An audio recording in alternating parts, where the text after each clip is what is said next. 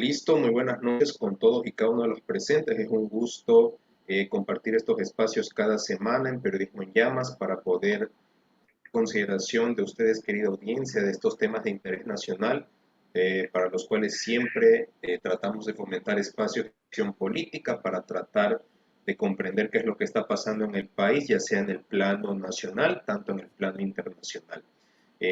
Agradecerles, estimada audiencia, no se olviden de compartir nuestras entrevistas en Twitter, en YouTube y en Facebook, darle like, compartir para poder seguir creciendo y llegar a mucha más audiencia, ya que esto es por ustedes y para ustedes. Aquí procuramos practicar el pluralismo ideológico, la idea es intercambiar ideas, no balas y más que nada aprender y más que nada que ustedes tengan la última palabra y ustedes saquen sus propias conclusiones. Agradecerles a todos. Esta noche tenemos la gentileza de contar con la participación de un invitado muy especial. Es el arquitecto Fernando Carrión Mena. Él es un docente académico de la Flaxo. Estoy seguro de que muchos lo conocerán.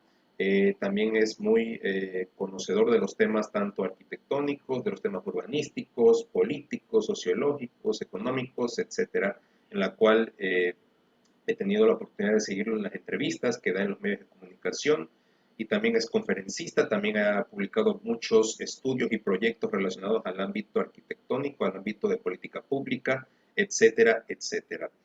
Permítame presentarle, estimado arquitecto, le saluda John Viverselli, yo soy politólogo y comunicador de este espacio digital Periodismo en Llamas. Actualmente estoy en la Universidad de Casagrande cursando mi maestría.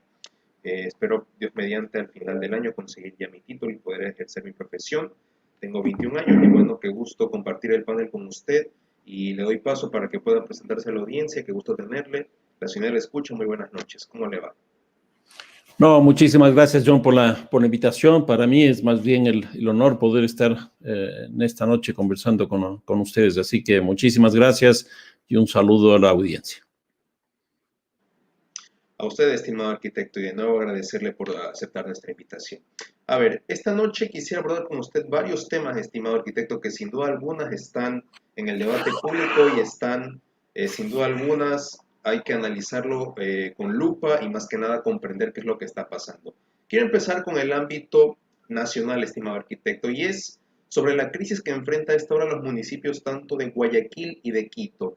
Vemos que tanto los dos burgomaestros o las principales cabezas, que en este caso son los alcaldes, tanto la señora Cinta Viteri cuanto el señor Jorge Yunda, enfrentan, por así decirlo, escándalos en torno a su gestión en el tema de contratación, en el tema de el manejo de recursos públicos, que sin duda alguna ya ha generado el pronunciamiento de las autoridades de control, en este caso la Fiscalía. Por un lado, el alcalde Jorge Yunda va a enfrentar un juicio ya en los próximos días, próximas semanas, mientras que la alcaldesa Cintia Viteri se le ha abierto una investigación en este contrato de las letras vivas y un abogado, Carlos Medina, si la memoria no me es infiel, presentó en la fiscalía estas denuncias por peculado en el tema este de las contrataciones en las paredes pintadas. Estimado arquitecto Carrión, ¿qué opinión le amerita a usted estos dos casos particulares? ¿Son dos realidades distintas? ¿Qué semejanzas, qué diferencias usted puede identificar al respecto? ¿Cuál es el diagnóstico situacional que usted le da a estos dos acontecimientos? A mí me parece que es muy interesante hacer una comparación entre Quito y Guayaquil y el manejo que surge a partir de los municipios.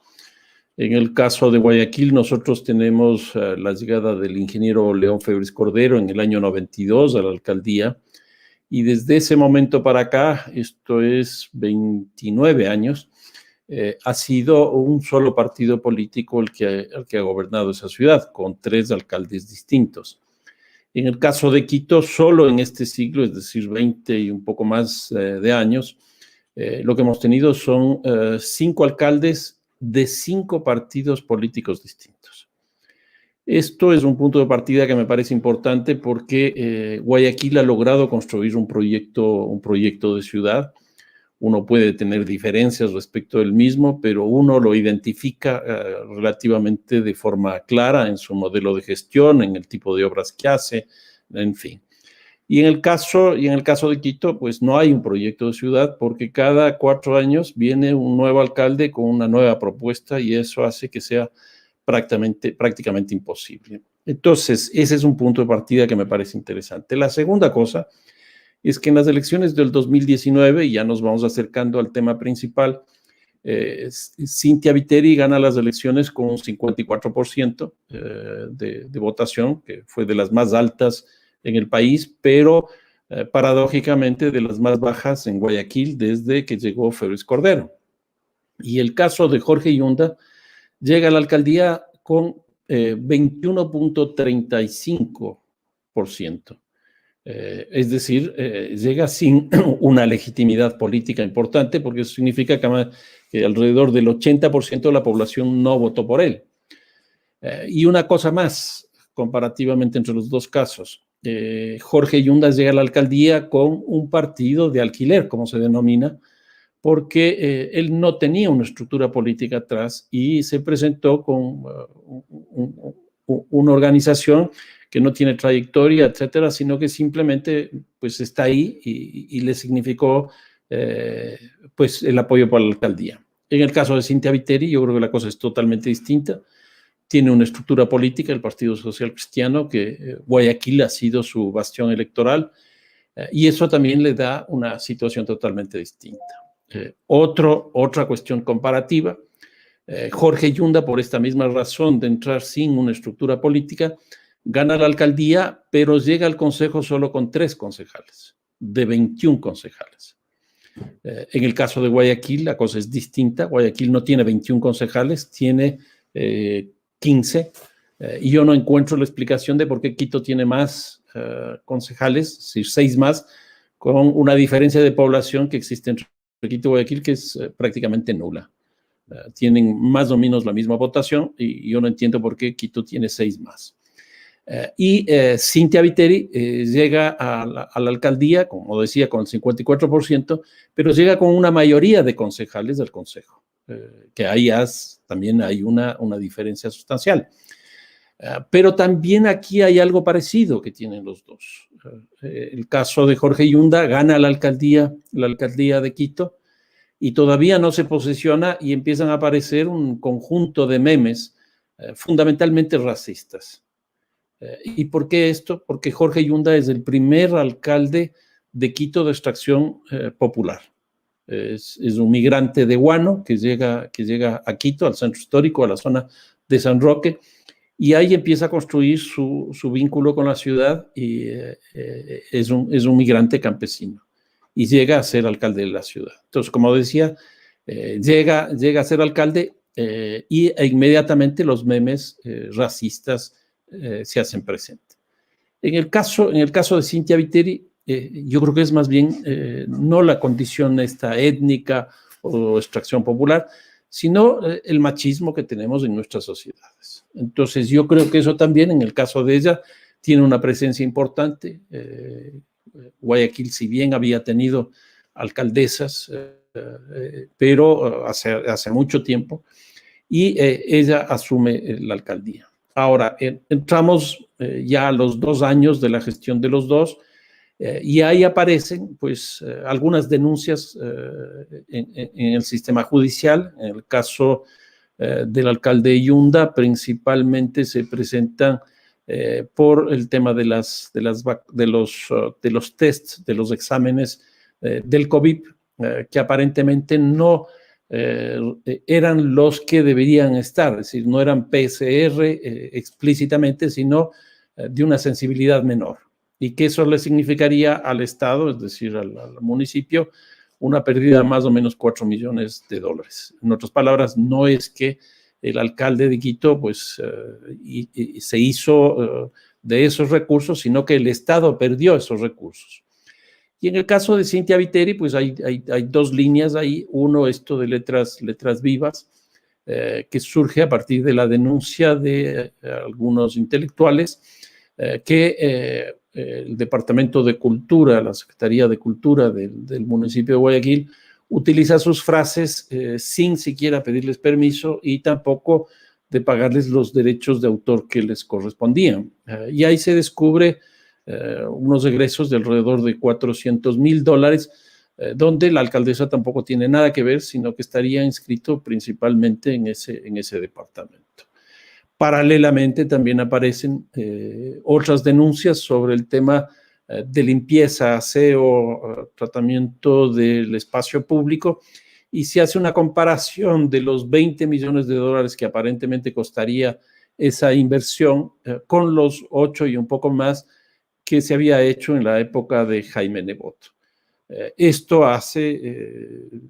esto llama la atención y bueno, la propia alcaldesa decide eliminar esos contratos y ahí está este rato la situación tanto en el un caso como en el otro, recluido en el ámbito de la justicia. Correcto, estimado arquitecto. Y en ese sentido, ¿cómo usted valora o evalúa los dos modelos de gestión que han tenido las dos ciudades? En el sentido de que usted ha manifestado de que si bien es cierto, Guayaquil ha tenido una sola línea política y ha tenido tres alcaldías a lo largo de estos 30 años, mientras que Quito, por otro lado, ha tenido una serie de diversas alcaldías, ha tenido, por ejemplo, a Paco Moncayo, a Augusto Barrera, a Mauricio Rodas y actualmente a Jorge Yunda. ¿Cómo usted valora estas dos realidades en ese sentido en torno a los modelos de gestión a nivel de administración pública? Son dos modelos de gestión totalmente distintos, mientras el caso de Quito es más un modelo que se construye a partir de lo público. En el caso del municipio de Guayaquil está asentado principalmente en fundaciones que se dedican a la actividad de la política pública municipal. Esto se expresa, por ejemplo, en el número de empleados que tiene. El municipio de Quito tiene alrededor de 22,000 empleados. El caso de Guayaquil, si no me equivoco, son 3,800 empleados, es decir, pongámosle 4,000 para redondear, lo cual da lugar a pensar que pues, hay una diferencia sustancial. Y esto se expresa también de forma explícita en el presupuesto. Mientras el presupuesto del municipio de Quito está cercano al 30% del gasto corriente, en el caso de Guayaquil, pues esto nos llega al 15-18%, es decir, hay una diferencia sustancial. Entonces, el uno tiene mayor capacidad de inversión que el otro. Y en el caso de Quito tenemos la inversión en el metro, que yo he sostenido que hay una metrodependencia muy clara, que hace que gran parte de los recursos se destinen a una sola obra, que es el caso del metro, que es casi el 40% del presupuesto. Si a esto se le suma la contracción que proviene del coronavirus, tanto el municipio de Guayaquil como el municipio de Quito tienen una reducción cercana al 30%. Si no me equivoco, el de Quito es de alrededor del 28% y el de Guayaquil debe ser algo parecido. Si es el 30% más otro 30% en el metro, pues la capacidad de inversión es francamente nula. Y entonces, esto lo que está produciendo tanto en Guayaquil como en Quito, me da la impresión, es una pérdida de legitimidad de la autoridad por la baja capacidad de dar respuesta a los problemas que tienen las dos ciudades.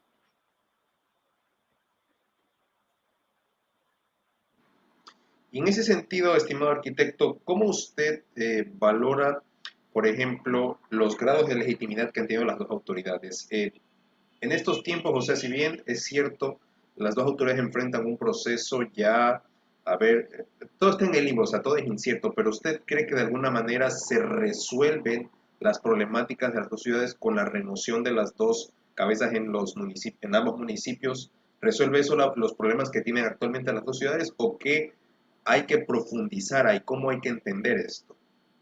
No, bajo ningún punto de vista. Yo creo que en el caso de Quito la crisis política es muy fuerte, que no depende de la autoridad que exista.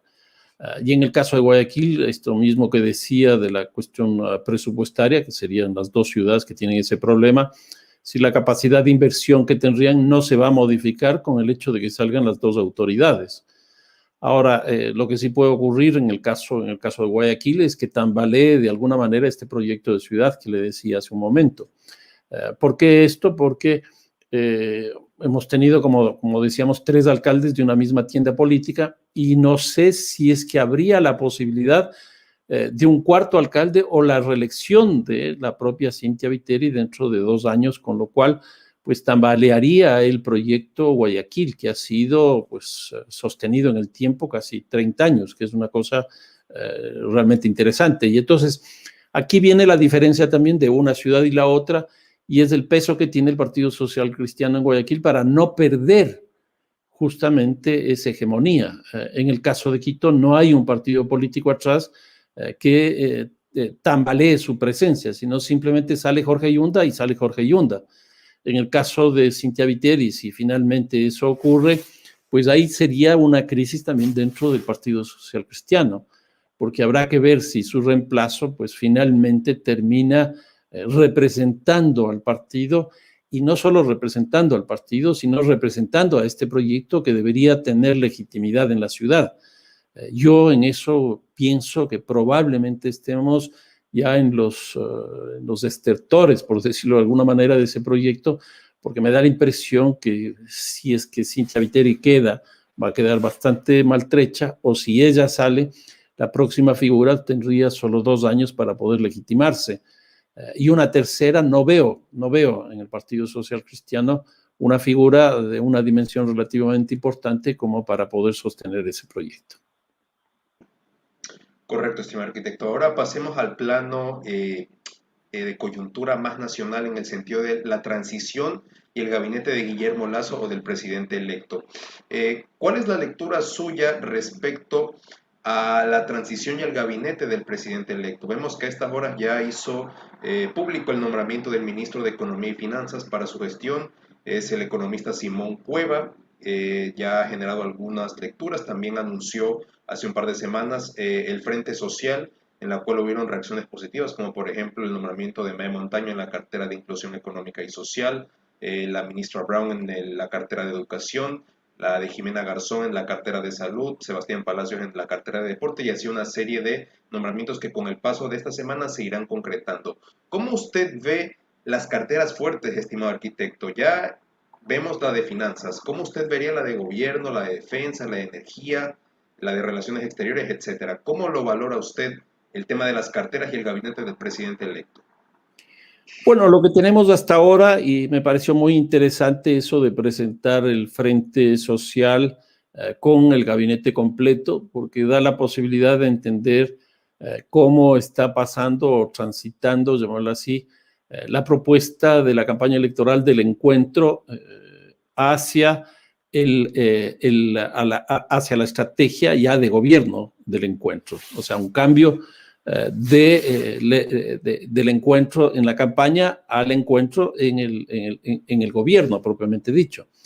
Y entonces, en ese sentido, cuando uno analiza el Frente Social, uno sí encuentra una representación de la pluralidad.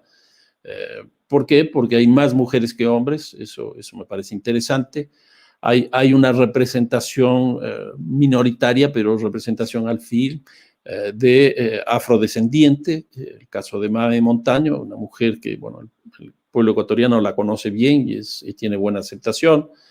También en términos territoriales, no hay que olvidarse que Arauz y UNES tienen una fuerza muy fuerte en la costa, y más bien Lasso en la sierra. Y entonces ese encuentro me parece que es absolutamente necesario. Y entonces en este gabinete hay una representación de tanto unos como otros.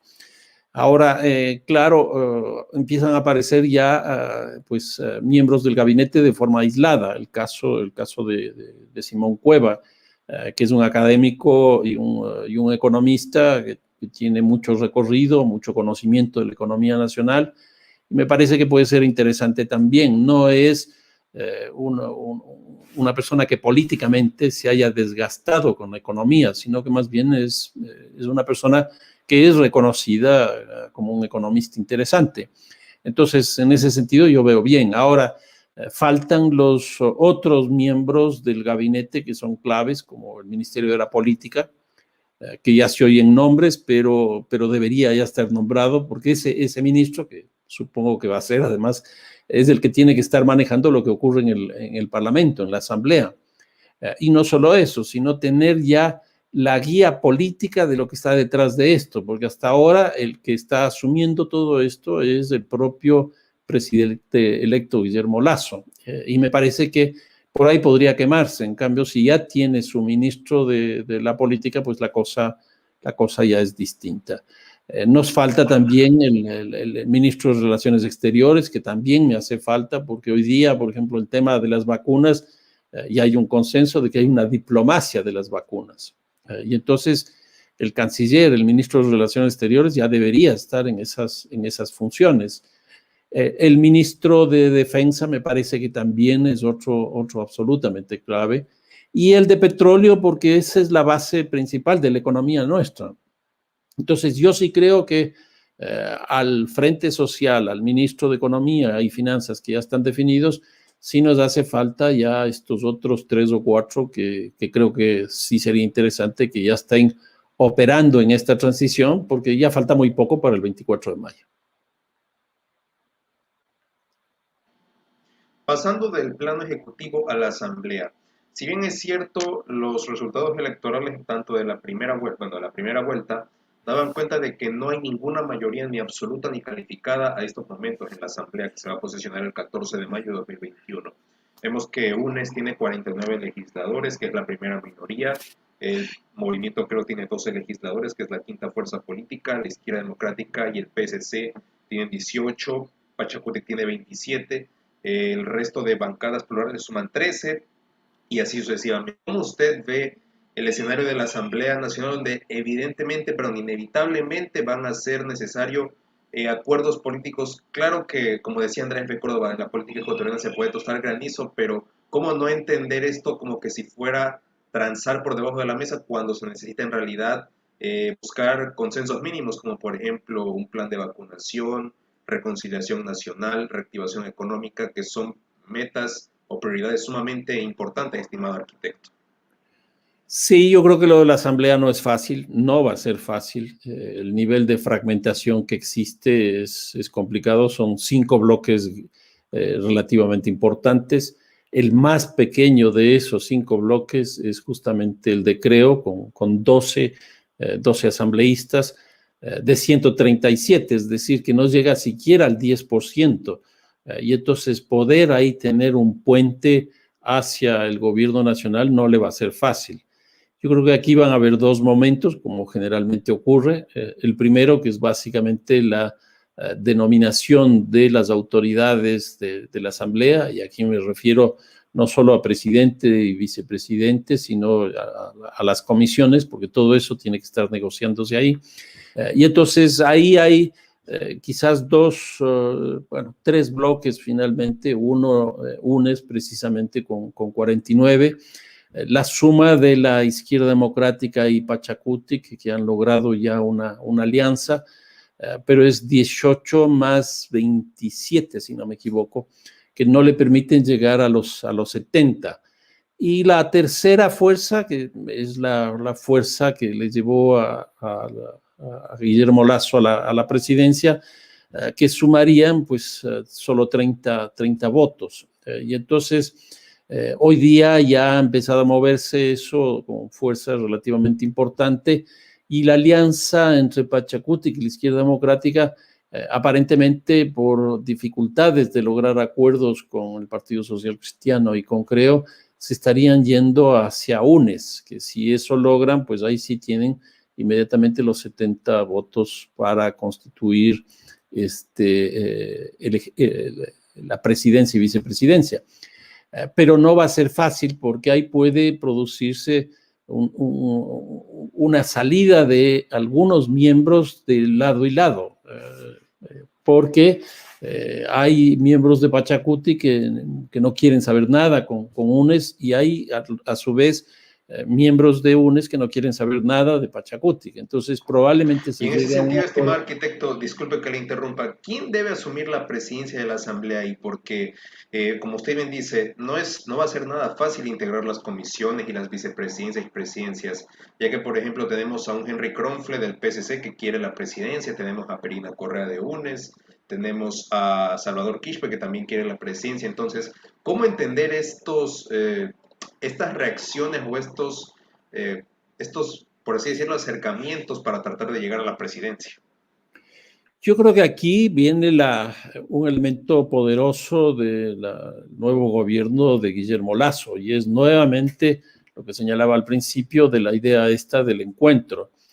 A mí me parece que sería muy interesante que se produzca una alianza de Creos, el Partido Social Cristiano, con Pachacútec y la Izquierda Democrática, y ahí definan Pachacútec quién es el presidente. Me parece que eso sería lo lógico.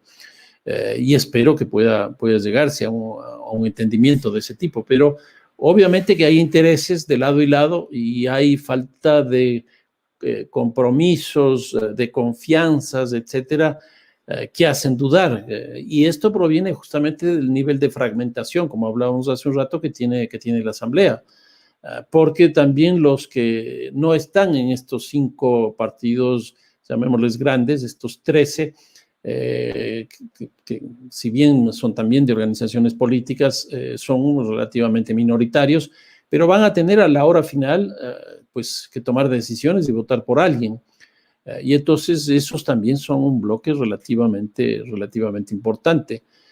Pero yo creo que en esta primera fase, como decía, tendría que llegarse a un acuerdo. Y luego sí, la impresión que yo tengo es que durante todo el periodo legislativo lo que vamos a tener es la lógica que siempre ha tenido la Asamblea de la aprobación bajo la dinámica de lo que se conoce como mayorías móviles. En otras palabras, ante cada iniciativa que surja vendrán las votaciones correspondientes, persona por persona, bloque por bloque, y será muy difícil que se pueda establecer una propuesta de una agenda legislativa común para un bloque relativamente grande como para que pueda construir una mayoría respecto de esos temas.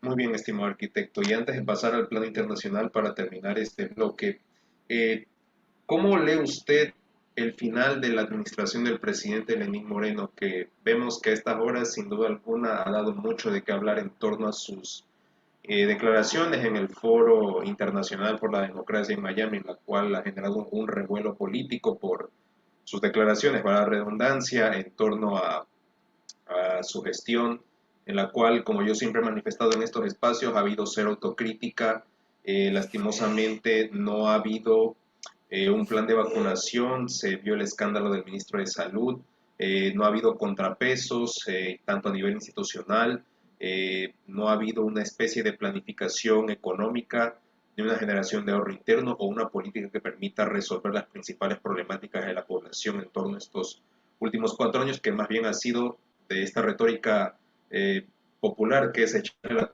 culpa al gobierno anterior, pero solo mirar al pasado y no enfocarse en el futuro o apostar por soluciones. Entonces, ¿cómo usted ve el final de esta administración, la del presidente Lenín Moreno? Bueno, escuché hace un momento los resultados de la encuesta esta de Sedatos Gallup, donde el presidente tiene una evaluación bastante precaria. Es de los presidentes desde el retorno a la democracia para acá, que tiene la más baja evaluación de todos los presidentes. Yo recuerdo incluso el caso de Yamil Mawad. Cuando cayó se decía que un presidente que baje del 10% de aceptación es un presidente que está caído. Pues en el caso este de Lenín Moreno eso no ha ocurrido, a pesar de que tiene la mitad de ese 10%, es decir, está por debajo del 5% de su credibilidad. Entonces, ahí hay una evaluación de la población que me parece que es muy, muy clara. Y este remate de su fin de periodo, yo creo que ha sido bastante lamentable. La salida de María Paula Romo por el juicio político que tuvo, la salida de su secretario de la administración sin ninguna explicación clara, la salida del canciller por un problema con también su secretario de la administración, la salida de no sé cuántos ministros de salud fueron, 3, 4 en este año, pues lo que nos ha mostrado es un nivel de inestabilidad, pues francamente impresionante, ¿no? Entonces, no creo que deja así un legado interesante. Claro que durante este tiempo la comunicación que el gobierno está produciendo es bastante fuerte y básicamente está vinculado al tema de la discusión de la democracia, del fortalecimiento de las instituciones, etcétera, que creo que eso le puede dar algo de aceptación al final, o sea, el 24 de mayo cuando entregue, puede ser que suba algo más, porque de alguna manera está anclándose en las propuestas, en la tesis, etcétera, de Guillermo Lasso, que bueno, este rato debe estar, no he visto encuestas, pero debe estar sobre el 60% este rato, porque es lo que ocurre generalmente, ¿no? Y entonces eso está ahí. Ahora, ¿qué es lo que queda de él? Pues yo no encontraría así una cosa fuerte, más allá de la lógica anticorreísta, del manejo de la economía de lo público hacia lo privado, del peso del mercado, la herencia en ese sentido del tamaño del Estado. Se ha visto, por lo menos en dos de los problemas más complejos que hemos vivido en este año. El uno, el de la crisis de las cárceles, que se vio claramente la reducción del presupuesto a lo que condujo, a lo que ha conducido, y además eso fue el 23 de febrero, y la secuela de esa crisis en las 4 cárceles en 3 provincias distintas, las estamos viviendo todos los días con el sicariato. El incremento del sicariato es impresionante. Las tasas de crecimiento son impresionantes.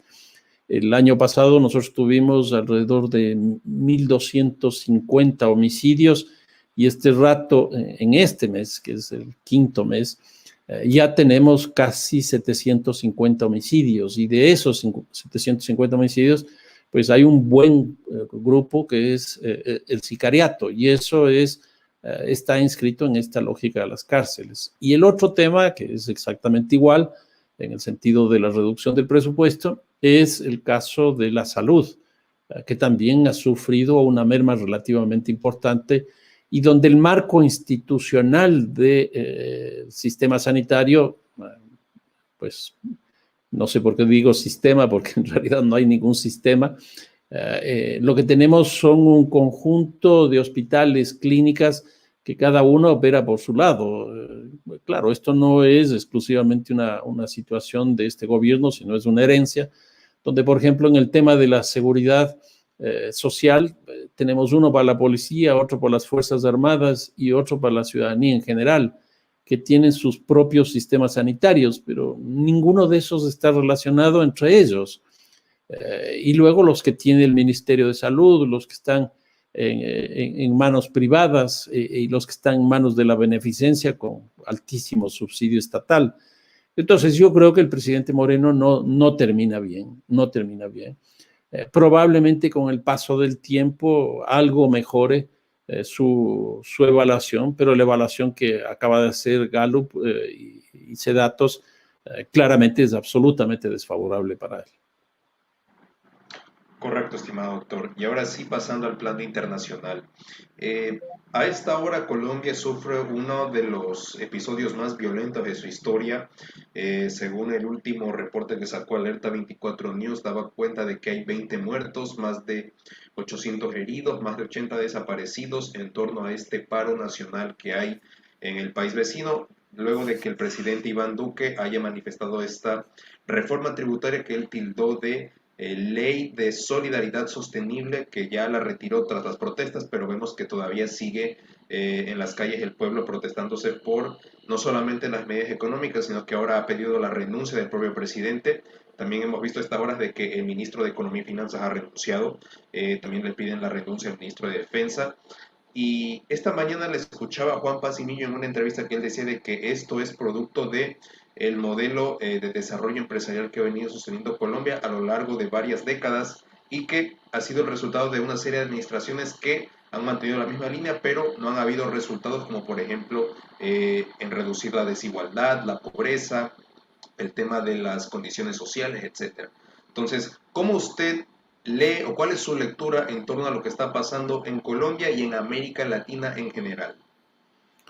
Bueno, en general la región está viviendo horas muy difíciles, que se agudizan principalmente por el tema de la pandemia.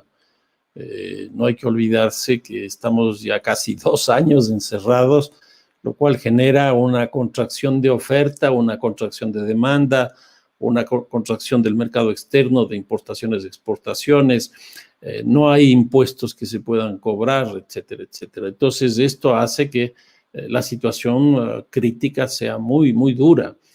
Colombia mismo en el año pasado tuvo un decrecimiento de 6.8%, que es muy fuerte eso, muy fuerte. Tiene un desempleo de más del 16% y prácticamente la mitad de la población económicamente activa trabaja en el sector informal. Entonces es una situación muy compleja. Colombia tuvo en el año 2019 una cosa relativamente parecida en el mes de noviembre a lo que tuvimos nosotros y Chile en octubre del mismo año. En el caso del Ecuador fue básicamente la elevación de los precios de los combustibles, gasolina y diésel. Pero fue muy interesante eso porque finalmente se juntaron los actores y establecieron un acuerdo y la cosa volvió a la normalidad. Yo oí al presidente Moreno en su conferencia en Miami en estos días que decía que esto es producto de la presencia de Maduro, etcétera, etcétera. Pero lo que yo vi es que él se reunió con la gente de Pachacuti y ahí llegaron a un acuerdo y se paró todo. Entonces yo no vi... ¿Y usted qué piensa al respecto de eso, estimado arquitecto? Porque también a lo largo del tiempo se ha manifestado que, por ejemplo, cuando fue lo de Ecuador, que estaba metido de Cuba y Venezuela, que cuando fue lo de Chile, que está metido Cuba y Venezuela, que cuando fue ahora esto de Colombia, que también está metido Maduro, Fidel Castro y un montón de cosas. O sea, ¿cómo entender estos argumentos sin fundamentos? Pues yo creo que es básicamente conseguir un chivo expiatorio, conseguir una explicación de un hecho que no se explica por eso. O sea, el caso del Ecuador fue la elevación del precio de la gasolina, de los combustibles. El caso de Chile, que es mucho más simple, más increíble, por decirlo de alguna manera, porque lo que produce el estallido de Chile es la elevación de solo el 3% de la tarifa de un servicio de transporte de una sola ciudad, que es absolutamente llamativo. Y eso estalla en todo Chile, en todo Chile. En el caso nuestro, como decía, pues se sientan en una noche, en una tarde, los actores de lado y lado frente a la televisión con un negociador de Naciones Unidas y llegan a un acuerdo y al otro día se para eso.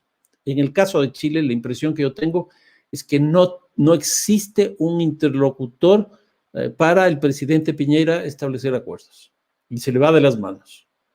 Y siempre se ha dicho, Chile es un país altamente institucionalizado y el Ecuador no. Y yo creo que algo de eso es cierto, pero el Ecuador tiene una sociedad civil importante. Entonces, en el Ecuador sí hay con quién negociar. En el caso de Chile, pues finalmente lo que se encontró como salida es, eliminar el incremento del precio del metro, de la tarifa del metro, y hacer un llamado a una asamblea constituyente. Pero no ha parado de todas maneras, bajó sustancialmente la violencia, pero no ha parado. Y es interesante porque en Chile, por ejemplo, durante la época más fuerte, se incendiaron iglesias. ¿Y eso qué tiene que ver con el metro? Uno diría, lo que pasa es que la iglesia chilena sí ha tenido muchísimos problemas de orden sexual, por ejemplo, y la legitimidad que tiene la iglesia en Chile es terrible. En el caso de Colombia no se incendian iglesias, se incendia la policía. ¿Por qué se incendia la policía? Porque hace 3, 4 meses ya hubo una serie de manifestaciones por la brutalidad policial. Entonces la policía está deslegitimada. El expresidente Uribe, llama a que salgan las Fuerzas Armadas a la calle. En general, y todos nosotros sabemos que las Fuerzas Armadas están preparadas para la guerra. Y no hay fuerzas armadas en América Latina que estén mejor preparadas para la guerra que la colombiana. En otras palabras, salir a matar. ¿Eso es lo que se necesita en Colombia? Pues yo creo que ahí lo que se necesita es hacer lo que pasó aquí en el Ecuador, sentarse a conversar, llegar a un acuerdo. Ahora, ¿qué es lo que se está pasando con esto? Nuevamente aparece que es Maduro, que es el castrochavismo, etcétera, etcétera. Pero la impresión que me da es que el presidente Duque se ha convertido en el jefe de campaña del candidato Petro. ¿Y por qué digo esto? Porque las elecciones en Colombia son en mayo del próximo año.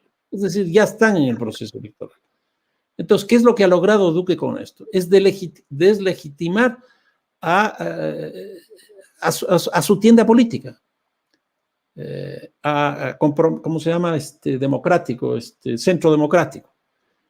Y lo mismo ha hecho Uribe, con lo cual tanto el presidente Duque cuanto el expresidente Uribe se van para abajo y lo que están haciendo es levantando la imagen de Gustavo Petro. El socialismo del siglo XXI nació con el Caracazo en Colombia, en Venezuela. Lo que ocurre aquí es exactamente lo mismo, es exactamente lo mismo. ¿Cómo es posible que en una época de crisis económica, con las variables sociales que existen de empleo, desempleo, de pobreza, etcétera, se plantea incorporar la base tributaria, es decir, la gente que menos paga tiene que empezar a pagar impuestos? ¿Cómo es posible que se incrementen los servicios y las infraestructuras principales, qué sé yo, de energía eléctrica, transporte, se suba cuando eso le afecta a la clase media? Lo mismo el incremento del IVA. Entonces, plantear eso es no entender lo que pasó en noviembre del año pasado, es no entender la sociedad, y por eso es lo que se buscan estas explicaciones externas para que supuestamente un enemigo de afuera permita pues generar ciertos acuerdos internos para solventar estas crisis. Por supuesto, estimado arquitecto, aparte que la cultura colombiana, si bien es cierto a lo largo de su historia en estos últimos 50, 70 años ha sido una cultura de violencia. Recordemos que ahí tienen las FARC, tienen al ELN y una serie de enfrentamientos que siempre ha sido. Yo recordaba un reporte que sacaba un relator especial de Naciones Unidas que decía de que, por ejemplo, cada semana morían periodistas, sindicatos, ciudadanos, producto de la delincuencia que hay allá en Colombia, producto de la desigualdad social, de las condiciones que usted bien mencionó, que son totalmente asfixiantes en una situación de crisis económica y sanitaria, donde el problema es estructural y no es tan sencillo de explicarlo. Y como usted bien decía, o sea, claro, aquí se busca un chivo expiatorio para tratar de eludir las responsabilidades de uno y no tomar al toro por los cuernos. Estimado arquitecto, ¿por qué la situación en Colombia, si bien es cierto, es un espejo de lo que ocurrió en el Ecuador en octubre, pero aquí vemos, por ejemplo, de que en Ecuador lanzaron la ley de apoyo humanitario, nadie salió a protestar. Lanzaron la ley de defensa de la dolarización, nadie salió a protestar. Pero en Colombia, con esta ley, vemos que hasta el día de hoy, o en los últimos días, sigue esas manifestaciones. Entonces, ¿cómo comprender estas actitudes de parte de la sociedad civil, tanto del un caso cuanto del otro caso? Yo creo que en el Ecuador, de alguna manera, el proceso electoral también fue algo que logró dirigir las expectativas hacia el futuro, más que hacia el presente. Y también hay que tener en cuenta que las medidas estas económicas, bueno, no las medidas, sino los proyectos estos que pasaron por la legislatura, no implicaban de forma inmediata el pago de impuestos, sino más bien una reestructuración general, por ejemplo, qué hacer con el Banco Central. Y entonces eso no lo afecta directamente a la persona. En el caso de Colombia, sí. Y además del enfoque que tenía, como señalaba, con incremento del IVA, de los servicios, de la ampliación de la base tributaria, etcétera, eso le golpeó prácticamente a toda la sociedad. Y a eso hay que añadirle, obviamente que en este último tiempo, luego de la firma de la paz, ha habido una serie de asesinatos a líderes sociales, que no son pocos, son muchos líderes sociales. Y entonces la población colombiana está muy dolida. La firma de la paz se hace en el año 2016 y he revisado datos y es muy interesante porque a partir de la firma de la paz, en la época del presidente Santos, cuando él sale, la tasa de homicidios, que es como generalmente se mide la violencia en términos internacionales, porque se puede hacer la comparación, la tasa de homicidios con la que deja el presidente Santos a Colombia es exactamente igual de la que tenía hace 44 años. O sea, una bestialidad lo que logró bajar el proceso de paz. Inmediatamente entra Duque y la tasa se empieza a subir otra vez. Colombia prácticamente dejó de hacer secuestros. Otra vez están apareciendo los secuestros. Desaparecieron también ese tipo de homicidios colectivos que se daban en una vereda, como ellos llaman, a las parroquias o a estas organizaciones territoriales de base. Hoy día nuevamente existe eso. ¿Y esto se debe a una falta del rol del Estado en estos ámbitos que usted se refiere? Un par de cosas respecto del Estado. La una es que, por ejemplo, si no me equivoco, el acuerdo número 3 de paz, que era el tema del narcotráfico, se establecía que iba a haber una sustitución de cultivos, por un lado, y por otro lado, que el Estado iba a tener presencia en los territorios donde las FARC dejaban esos territorios. Lo que pasó es que el Estado colombiano nunca se posesionó de esos territorios y en el tema del narcotráfico no hay territorio vacío. Y entonces, por poner un ejemplo, en la zona de Nariño, frente a la provincia de Esmeraldas, ahí debió haber ido el Estado colombiano y llenar ese vacío que dejó las FARC. Pero eso no ocurrió. Por eso es que aparecieron 12 grupos vinculados, unos al cartel de Sinaloa, otros al cartel de Jalisco Nueva Generación, y el negocio incluso se incrementó. Y entonces ahí hubo un error garrafal por parte del Estado colombiano que no fue capaz de posicionarse en esos territorios. ¿Qué es lo que pasaba en el territorio ecuatoriano? Pues prácticamente lo mismo, sin necesidad de ningún acuerdo, sino que frente a eso lo que se hizo fue militarizar la provincia. Entonces, Mataje, por ejemplo, ya no tiene dispensario médico, ya no tiene educación. ¿Por qué? Porque los profesores, los médicos se fueron de ahí y quedó en manos de las Fuerzas Armadas. Yo creo que tanto la razón del abandono de lo estatal en el caso colombiano, producto del acuerdo, como el abandono del Estado ecuatoriano por una lógica más bien militarista de una política frente a la frontera, ha generado unos problemas pero impresionantes en esa frontera.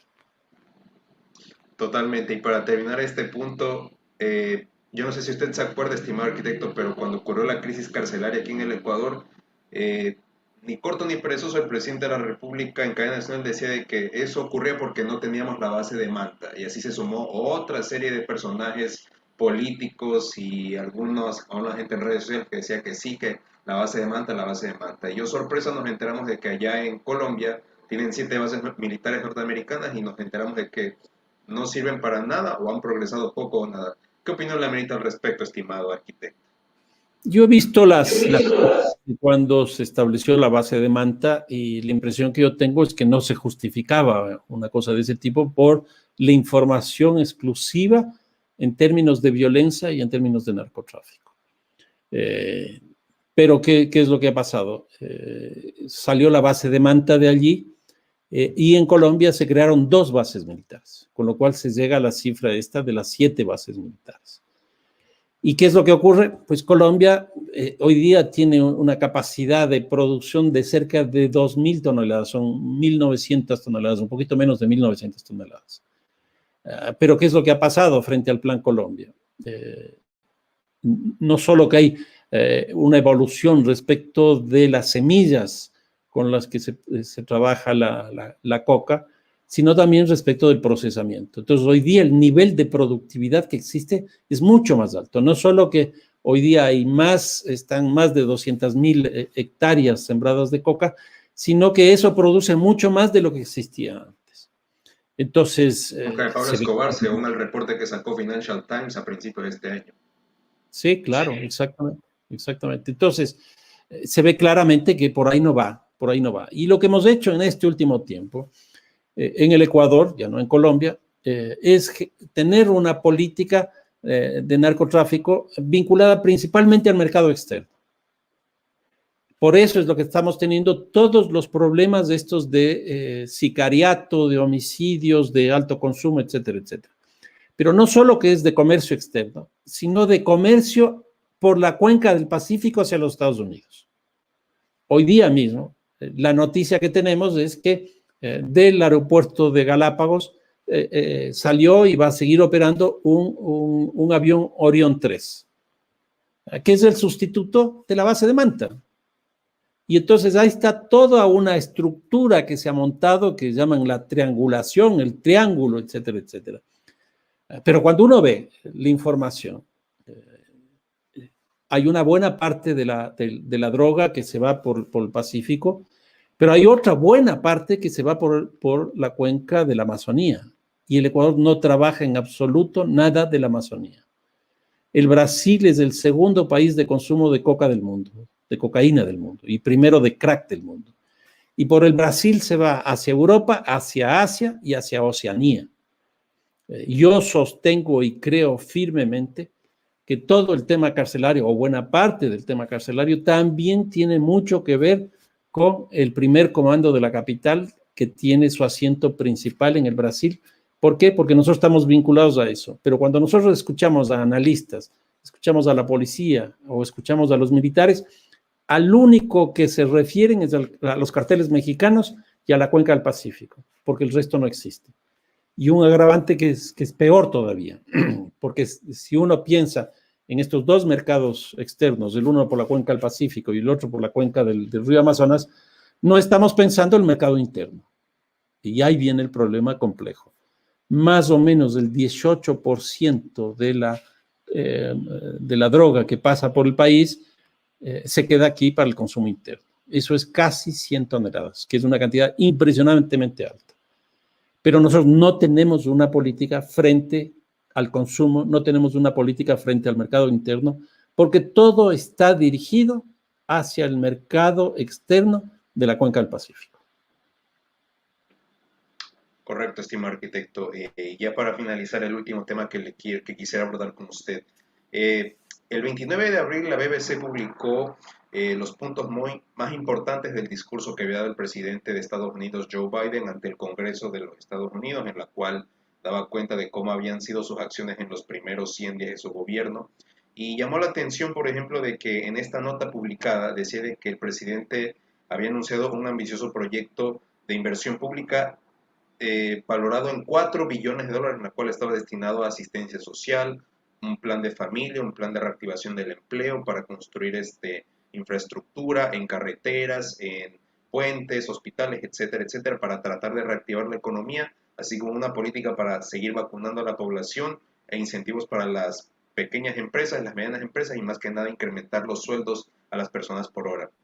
Todo esto se valoró en 4 billones de dólares, incluso J.W. Mason, quien era de la Universidad de Washington, si la memoria no me es infiel, decía de que esto representa una ruptura del neoliberalismo desde la Casa Blanca o uno de los primeros pasos para tratar de cambiar este paradigma desde la Casa Blanca. Le pregunto a usted, estimado arquitecto, ¿cómo puede incidir esto en América Latina? ¿Podría de alguna manera influir esta agenda de inversión pública en la cual el Estado tiene un rol protagónico y ya no el sector privado como históricamente se nos ha querido vender como parte de la nation branding que siempre ha sido de parte de Estados Unidos? ¿Qué opinión le amerita al respecto, estimado arquitecto? A ver, yo creo que la presidencia de Biden está generando muchas sorpresas y yo diría sorpresas positivas. Y muchas de ellas van a tener y ya están teniendo impacto en América Latina y el mundo entero. Puedo señalar algunas. Por ejemplo, el tema del cambio climático. Él ha decidido regresar a los acuerdos de París. Eso a mí me parece genial, porque ya tienen incluso una meta para reducción de los grados de aquí a 10 años. Eso nos va a beneficiar de forma directa a nosotros también. En segundo lugar está la recuperación de la OMS, de la Organización Mundial de la Salud, de la cual Estados Unidos se había retirado. Y retirarse de ahí era retirar recursos económicos. Pues ahora regresa nuevamente a la Organización Mundial de la Salud y regresa con recursos económicos. Eso nos beneficia y ya nos está beneficiando con algunas vacunas que están llegando por ese lado. En tercer lugar, creo que está también lo que está planteando respecto de los derechos de propiedad de las vacunas para seguir en el mismo orden del COVID. Si es que eso se libera, será un cambio, pero brutal, brutal. Él ya dentro de los 100 días ofreció vacunar a 100 millones de personas, ha vacunado a más. Y da la impresión de que se va a seguir vacunando. Hoy día leía que en el aeropuerto de Miami ya están vacunando. ¿Eso qué quiere decir? Que me voy en mi avión, me bajo en el aeropuerto, me vacuno y me regreso enseguida. Yo creo que eso nos va a beneficiar a nosotros también, porque me da la impresión que más rápido que de lo que se tenía previsto, la población norteamericana va a ser vacunada y eso va a generar una oferta de vacunas bastante fuertes para todo el mundo. Y tienen tres vacunas, Pfizer, Moderna y Johnson & Johnson. Y entonces eso nos va a llegar tarde o temprano. Yo creo que eso le va a beneficiar a Guillermo Lasso. Quizás no en los primeros 100 días, pero quizás en el quinto o sexto mes ya tendrá una situación mayor, o incluso ahorita mismo puede ser que ya tenga eso. Y luego esta cosa económica, que ahí se ve, por ejemplo, una diferencia sustancial de lo que conversábamos hace un momento respecto de Colombia. Mientras en Colombia lo que se hace es incrementar, hacer una propuesta del incremento tributario, en los Estados Unidos se le inyecta desde lo público recursos económicos a la sociedad y a la economía del Estado norteamericano. A mí me De hecho, parece. el presidente norteamericano ha manifestado de que los más ricos son los que tienen que pagar lo justo en ese sentido. Y la verdad es que se han enriquecido en este tiempo con mucha fuerza, porque hoy día las personas más ricas están vinculadas a las nuevas tecnologías de la comunicación, llámese Apple, Google, Amazon, etcétera, y que están ganando pero recursos de una manera impresionante gracias justamente al COVID. Y entonces está bien que se les cobre, obviamente, impuestos a esos sectores. Lo que ocurre es que nosotros miramos a los Estados Unidos de acuerdo a los intereses que nosotros tenemos, para volver, por ejemplo, al tema de los narcóticos. Y esto es bien importante tenerlo en cuenta. Canadá ya tiene legalizada la marihuana. En el caso de los Estados Unidos, 25 estados tienen legalizados el consumo recreativo y el consumo medicinal. Y México está a punto de legalizar la marihuana. ¿Eso qué significaría? Que todo Norteamérica tiene legalizado. En el Ecuador no vemos eso. El otro día en un programa en un programa que me entrevistaban, yo planteé esto y se quedaron pero locos. Y yo dije, ya es hora, por lo menos, de empezar a discutir la legalización. Y fue increíble cómo se levantaron. Y les dije los datos de esto de los Estados Unidos, de Canadá y de México, y la Unión Europea está ya más o menos en la misma línea. Y entonces, ¿por qué no hacemos nosotros eso? Pues yo creo que ahí hay algunas directrices que están viniendo de los Estados Unidos que son relativamente interesantes. Esto implicaría un retorno de Estados Unidos al multilateralismo, que es lo que Donald Trump en su último gobierno venía diciendo de que América para los americanos. ¿Usted cree que esto es un retorno de Estados Unidos al multilateralismo tras las últimas declaraciones y acciones del presidente Biden? No sé si tanto, pero que puede fortalecer de alguna manera Naciones Unidas, puede ser que sí. Que regrese a la UNESCO, no sabría. Que regresó a la Organización Mundial de la Salud, pues sí, regresó a la Organización Mundial de la Salud. Pero hoy día, esta cuestión de París y la cumbre del cambio climático es un mensaje muy poderoso, muy poderoso. Y entonces habrá que ver, claro, lo que ocurre es que cuando uno ya juega las ligas mayores y tiene que enfrentarse a China, tiene uno que pensarla, porque a China con la crisis del coronavirus no le ha ido mal. Es decir, su economía no cayó, o sea, cayó, no, creo que ha tenido un crecimiento un poquito menos del 2%, 1.4, 1.5% cayó. Claro, estaba cerca del 8%. Pero los Estados Unidos se fue por debajo del cero. Y la recuperación económica, bueno, ahora se empieza a sentir también cierto alivio en los Estados Unidos, pero también China. Y China tiene una inversión en América Latina muy importante, probablemente más significativa incluso que los propios Estados Unidos. Correcto, mi estimado arquitecto. Créame que ha sido una maravillosa oportunidad abordar con usted estos temas y más que nada poner a consideración de la gente para que pueda conocer a profundidad su criterio y pueda nutrirse y más que nada que pueda sacar sus propias conclusiones, que es la finalidad de siempre estos espacios, de que nuestros invitados puedan darle luces a la gente para tratar de comprender qué es lo que está pasando. Quisiera comprometerle para que nos vuelva a visitar en una próxima ocasión, esperando que no sea la última y que haya sido una maravillosa experiencia para usted. Agradecerle, estimado arquitecto. No, muchísimas gracias, Mensaje más final a bien. la ciudadanía.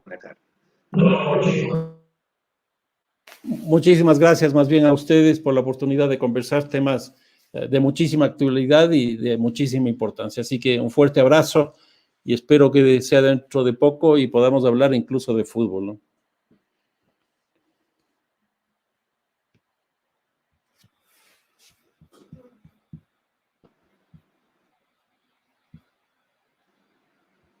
Así es, mi estimado arquitecto, agradecerle de verdad por su tiempo. Ojalá cuando ocurra la normalidad podamos reunirnos de nuevo, visitarle en Quito, quizás si se presenta la oportunidad Dios mediante. Y bueno, decir a la audiencia que esto ha sido todo por esta ocasión. Recuerden que ustedes tienen la última palabra y ustedes sacan sus propias conclusiones. Agradecerles a todos, que Dios lo bendiga a usted, arquitecto, en sus funciones, que le vaya bien, que Dios bendiga a la audiencia, que la pasen bien y nos vemos en la próxima. Adiós. Adiós.